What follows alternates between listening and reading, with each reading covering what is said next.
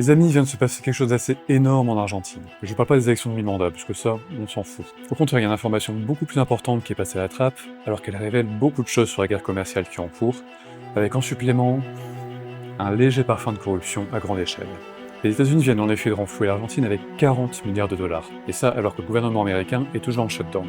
Le Trésor américain a littéralement acheté une monnaie qui a connu une hyperinflation de plus de 200%. C'est le peso argentin. C'est un vrai glaçon qui fond.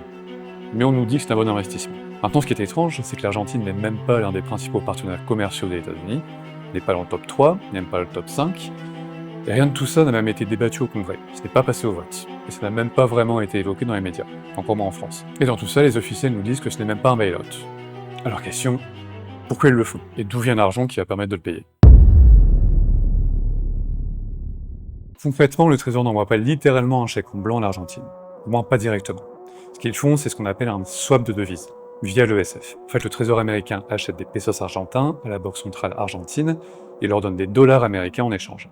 Donc en stabilisant le peso et en ramenant l'Argentine dans le système financier mondial, les États-Unis peuvent à la fois aider un allié et protéger l'affluence du dollar en Amérique latine face à la Chine. Ok. Mais quand on veut vraiment comprendre l'histoire, on doit se poser ces questions. Qui en profite? Comment l'argent circule?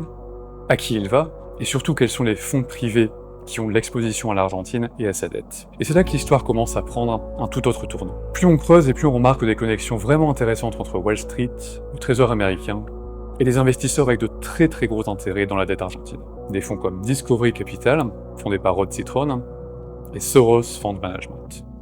Ouais.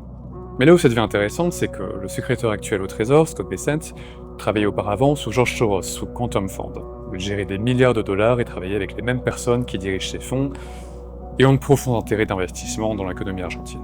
Donc la personne qui dirige maintenant le Trésor, celle qui approuve ce deal de 40 milliards de dollars, est la même qui a passé des décennies à gagner de l'argent avec ce type d'opération.